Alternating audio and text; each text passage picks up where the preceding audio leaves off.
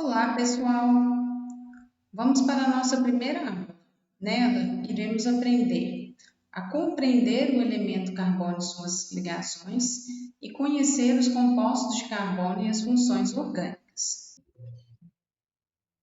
Nós temos aqui a tabela periódica e o carbono está localizado nessa posição. Ele é um elemento de número atômico 6, o que indica que ele tem 6 prótons em seu núcleo. Além disso, ele vai ter 6 elétrons quando neutro, e a distribuição eletrônica dele no estado fundamental será essa, com 2 elétrons na primeira camada e 4 elétrons na segunda camada, que é a camada de valência. Ele vai precisar de mais 4 elétrons para completar essa segunda camada, e por isso ele vai fazer 4 ligações covalentes. Uma capacidade importante do carbono é a de catenação. Essa catenação é a habilidade, de alguns átomos de realizar longas cadeias contendo átomos daquele mesmo elemento, no caso, átomos de carbono. E isso é essencial para a vida na Terra. Nós temos diversas moléculas importantes, para a vida, que são formadas por longas cadeias de carbono. Então, aqui nós temos o amido presente na batata e em outros vegetais, a celulose presente nas árvores, e nas plantas em geral, e o nosso DNA também vai ser formado por uma molécula contendo uma cadeia longa aí de átomos de carbono. Além disso, a sociedade depende dos compostos de carbono para manter o bem-estar e a qualidade de vida.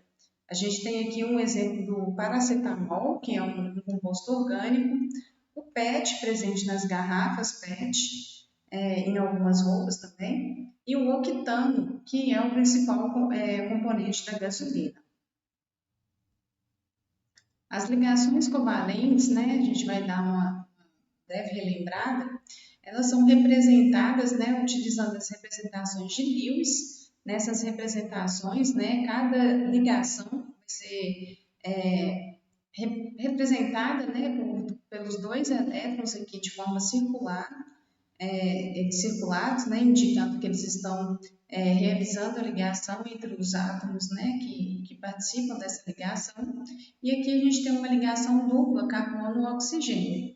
A gente observa também que o oxigênio possui pares de elétrons não ligantes, que são apenas dele e não estão compartilhados com o carbono.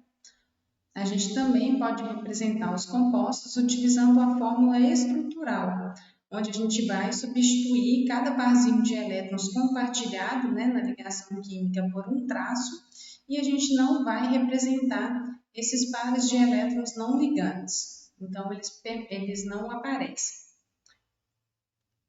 E o modelo de repulsão dos pares de elétrons na camada de valência é um modelo que a gente utiliza, quando a gente fala de ligações covalentes, para poder prever os ângulos, entre os átomos que estão presentes em uma molécula. Quando o carbono faz apenas 2 ligações, na verdade, quando ele faz uma ligação tripla e uma simples, ou 2 ligações duplas, nós temos a geometria linear. Então, ela sempre vai aparecer quando um átomo de carbono está ligado a apenas 2 átomos diferentes aqui. A gente observa tanto aqui, são 2 carbonos, um de um lado, outro do outro, quanto aqui em cima, entre o hidrogênio e o carbono. A geometria trigonal plana, ela vai aparecer quando o carbono está ligado a 3 átomos. A gente observa aqui um ângulo de 120 graus, que é o maior ângulo de separação que a gente consegue entre os átomos. E a gente tem a geometria trigonal plana, onde os átomos vão estar separados aqui, por ângulos de aproximadamente 109,5 graus. E a gente observa aqui a presença dessas cunhas, a gente chama de cunha. Essa é a cunha cheia e essa é a cunha tracejada. E eu vou falar um pouquinho sobre elas e o que elas representam. Na estrutura plana, se a gente colocar esse composto aqui de forma plana no papel, no slide, enfim, a gente está dando a entender de que essas ligações aqui, ó, de que esses átomos aqui, eles estão separados por ângulos de 90 graus, o que não é verdade. Nós vimos que esse ângulo é de aproximadamente 109,5 graus. E o tetraedro, né, que tem essa separação de 109,5 graus, ele pode ser representado aqui, eu acho que é facilmente da gente visualizar utilizando esse modelo. Então, a gente tem o hidrogênio, o carbono e o flúor. No mesmo plano, o cloro está para frente desse plano e o bromo está para trás do plano. E a gente representa essas posições, né, para frente e para trás do plano, utilizando as cunhas cheias e tracejada, respectivamente. Então, a cunha cheia está falando que está para frente do plano e a cunha tracejada mostrando que está para trás daquele plano. Como a gente consegue ver facilmente aqui nesse tetraedro. O cloro para frente e o bromo para trás. E aqui a gente consegue visualizar melhor o tetraedro e é sempre bom lembrar de que os átomos nunca estão parados. Eles estão se movimentando o tempo inteiro, as moléculas se movimentam o tempo inteiro e essa posição que a gente fixou nessa estrutura, ela não vai é apenas um ponto de vista daquela estrutura. Os átomos eles podem girar o tempo inteiro, como foi bem mostrado aqui, utilizando essa simulação. Não só nesse sentido, mas em todos os outros sentidos. E aqui, pessoal, a gente tem, né, a representação aqui, a fórmula estrutural de um composto orgânico, né, um composto grande, e a gente pode condensar parte desses átomos de forma a diminuir um pouco aquela poluição visual da estrutura. Então, a gente tem esses hidrogênios aqui, né? Os compostos orgânicos, eles costumam ter uma quantidade bem grande de hidrogênios e a gente pode condensar esses hidrogênios, né? Deixando eles implícitos e não explícitos na nossa estrutura, né? A ligação carbono-hidrogênio, ela fica implícita e é uma forma da gente conseguir reduzir aí a poluição visual, como eu disse. Então, aqui a gente tem uma estrutura parcialmente condensada. E nós podemos condensar ainda mais a representação da estrutura, passando a essa outra estrutura aqui, também parcialmente condensada, onde só foi deixadas explícitas as ligações com as ramificações. A ligação da cadeia carbônica principal, ela ficou, né, totalmente implícita. E a gente pode, por fim, chegar na estrutura totalmente condensada, que pode ser representada dessa forma, ou ainda condensar quando a gente tem grupos iguais, igual aqui, ó, CH2, CH2, CH2, eu posso representar esses três CH2 por CH2 entre parênteses, colocando a quantidade referente na frente do parênteses. Então, aqui é a mesma coisa, olha, eu tenho 2, coloco aqui. Então, é mais uma forma da gente reduzir aí a dimensão da molécula e reduzir também um pouco da poluição visual. E as cadeias carbônicas, elas são classificadas em abertas, também chamadas de acíclicas ou alifáticas, e também temos as cadeias fechadas, que são as cadeias cíclicas. Além da gente ter cadeias mistas, que tem partes abertas e partes fechadas. As cadeias abertas, elas são classificadas quando há saturação, em saturadas ou insaturadas, quanto ao número de extremidades em normais, né, chamadas de lineares ou ramificadas, e quando a presença de heteroátomos, sendo chamadas de homogêneas ou heterogêneas.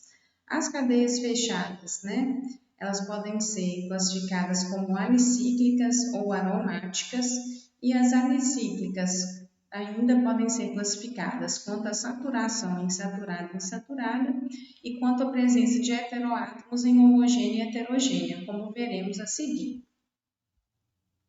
Então, cadeia aberta e fechada. Se a gente tem um polígono na nossa estrutura, aquela estrutura, né, aquela molécula, ela vai ser classificada como uma cadeia fechada. Então, aqui a gente tem diversos exemplos de cadeias fechadas. Nós temos as cadeias abertas, que não formam nenhum tipo de polígono, e temos a cadeia mista, que tem a parte, né, com polígono e tem partes abertas. As cadeias abertas, elas podem ser classificadas como lineares ou normais, né? Quando elas são totalmente, quando todos os átomos, né, eles vão estar lá unidos em linhas, os átomos de carbono, tá, gente? A gente pode ter grupos aqui de heteroátomos, como a gente vê aqui o oxigênio aqui saindo, fora da cadeia principal, né? E a gente tem as cadeias abertas ramificadas, que é quando a gente tem átomos de carbono aí fora da cadeia carbônica principal. E só para, né, já deixar claro, a cadeia carbônica principal vai ser aquela que tem a maior quantidade de carbonos ligados em linha. Então, aqui a gente tem uma ramificação. Nós falamos que essa cadeia lateral, né, contendo carbono, é uma ramificação. E as cadeias abertas também podem ser classificadas em saturadas, quando nós temos apenas ligações simples entre os átomos de carbono, e cadeias insaturadas, quando a gente tem as ligações múltiplas, né, que podem ser ligações duplas ou ligações triplas. As cadeias, elas podem também ser consideradas, né, classificadas como homogênea, quando a gente tem apenas átomos de carbono na cadeia carbônica principal. Então, aqui, ó, toda a cadeia carbônica principal contendo apenas átomos de carbono, esses átomos das extremidades, né, como a gente vê aqui, eles não contam, né, para essa classificação. Então, aqui a gente também tem uma cadeia homogênea, o oxigênio está fora da cadeia carbônica principal, e a gente tem as cadeias abertas heterogêneas, que é quando a gente vai ter um heteroátomo no meio da cadeia carbônica principal. A gente vai ter um heteroátomo entre átomos de carbono. Então, sempre que a gente tiver esse heteroátomo entre átomos de carbono, a gente vai ter uma cadeia aberta heterogênea. As cadeias fechadas, elas também podem ser classificadas como saturadas ou insaturadas, seguindo as mesmas definições, né? As cadeias saturadas contêm apenas ligações simples e as insaturadas contendo as ligações múltiplas, e também homocíclicas ou heterocíclicas, que são equivalentes, né, às cadeias homogêneas e heterogêneas, sendo as heterocíclicas aquela que tem um heteroátomo, né, um átomo diferente de carbono lá no meio do ciclo. E as cadeias fechadas, né, ramificadas, elas já são classificadas como mistas. Quando a gente tem essa ramificação, aí a gente já entra na classificação das cadeias mistas, que a gente vai ter parte aberta e parte fechada. E as cadeias fechadas, elas podem também ser classificadas em aromáticas e não aromáticas. Para cadeias fechadas neutras, que não possuem nenhuma carga, nem positiva nem negativa, a gente precisa, né, para o composto ser classificado como aromático, dele ter apenas ligações simples e duplas alternadas, sempre alternadas. A gente não pode ter duas ligações simples na sequência, nem duas ligações duplas na sequência. E também a gente precisa de ter 2N mais 1 ligações duplas, com o valor de N inteiro, porque essa condição aqui ela é necessária para que o composto ele seja plano. Então, os compostos aromáticos eles sempre deverão ser planos, contendo essas ligações simples e duplas alternadas. E para que ele seja plano, como eu já disse, a gente precisa de ter 2N mais 1 ligações duplas. Então, nesse caso aqui, a gente tem um composto não aromático, porque a gente tem aqui duas ligações simples em sequência, e aqui a gente também tem um composto não aromático, desculpa, porque a gente não vai ter 2N mais 1 ligações duplas. Então, a gente precisa de ter ou 3, aí o próximo já são 5, e depois, né, 7, e por aí vai ligações duplas. Nesse caso, a gente tem 4. E por ter 4, esse composto ele não vai ser plano. E com isso, não vai ser aromático. E os átomos de carbono, agora a gente está falando de classificação dos átomos e não da molécula como um todo, né? Não do composto como um todo. Os átomos de carbono eles podem ser classificados de acordo com a quantidade de átomos de carbonos que estão ligados a ele, sendo aqueles átomos de carbono que têm apenas um átomo de carbono ligado a ele, classificado como primário, bem como o exemplo do CH4, né, que é um átomo de carbono ligado a 4 hidrogênios. O CH4 ele também é classificado como primário. O carbono, né, que está ligado a 2 átomos de carbono, ele é chamado de secundário. A gente tem aqui esse exemplo, esse e esse também. O átomo de carbono que está ligado a 3 átomos de carbono é considerado um carbono terciário. E, por fim, o carbono quaternário, que vai estar ligado a 4 átomos de carbono. Agora nós vamos conhecer as funções orgânicas. Primeiro, nós temos os hidrocarbonetos, que são formados apenas por carbono e hidrogênio. A gente tem aqui como exemplo os alcanos, que são compostos, são hidrocarbonetos saturados, sem ligações múltiplas, né? Apenas ligações simples entre os carbonos. A gente tem os alcenos ou alquenos, que são aqueles compostos de carbono, né, que vão ter a presença de uma ligação dupla entre átomos de carbono, e a gente tem os alcinos ou alquinos, que vão ter aí, no caso, uma ligação tripla entre os átomos de carbono. Nós também temos as funções aleto de alquila, que vai acontecer, né, sempre que a gente tiver um átomo de carbono ligado a um átomo de um elemento halogênio, né, que é o grupo 17 da tabela periódica, como exemplo, flúor, cloro, bromo e iodo. Nós temos também o álcool, que é quando a gente tem o carbono, né, fazendo aqui ligações simples, né, com demais átomos de carbono e hidrogênio, ligado aqui a um grupo hidroxila, que é o OH. A gente tem aqui o enol, que vai acontecer quando o grupo hidroxila estiver ligado a um átomo de carbono, né, insaturado, que faz aqui uma ligação dupla com outro átomo de carbono. A gente tem o fenol, que é quando a gente tem o grupo hidroxila ligado em um anel benzênico, que é esse anel aromático aqui contendo 6 carbonos. Nós temos a cetona, que é quando a gente tem uma carbonila. Carbonila é esse grupo C-O, entre 2 átomos de carbono, né, 2 cadeias carbônicas. A gente tem aqui o grupo aldeído, que é quando a gente tem a carbonila ligada por um lado a um hidrogênio e por um outro a uma cadeia carbônica. A gente tem o grupo éster, que é quando a gente tem a carbonila, por um lado ligado a uma cadeia carbônica e pelo outro a um oxigênio que vai estar ligado a uma cadeia carbônica. A gente tem o ácido carboxílico, que difere do éster pelo fato desse átomo de oxigênio estar ligado a um hidrogênio, ao invés de termos a cadeia carbônica, né? Então, no ácido carboxílico, a gente tem a carbonila ligado a uma hidroxila. Nós temos a amida, que difere do éster pelo fato de, ao invés de termos um oxigênio, a gente vai ter aqui um nitrogênio, estando aqui ligado ou a hidrogênios ou a cadeias carbônicas.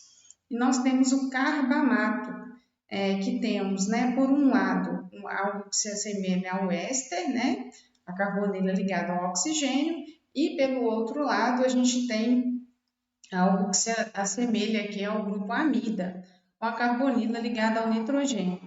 Então, é a carbonila ligada tanto ao nitrogênio quanto ao oxigênio.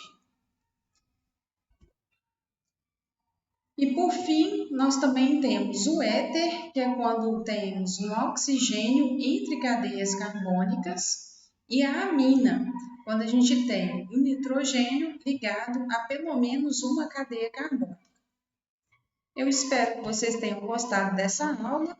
Eu sei que, né, são muitas informações numa aula só, e por isso eu indico que você reveja a aula se for necessário, que você dê uma lida na apostila. Ela tem mais detalhes, né? Ela aprofunda um pouquinho mais. E é isso, eu espero que eu tenha ajudado você a conhecer um pouquinho mais sobre os compostos orgânicos. Nos vemos na próxima aula e não deixe aí de acessar e conhecer os demais cursos totalmente gratuitos da plataforma Mais IFMG.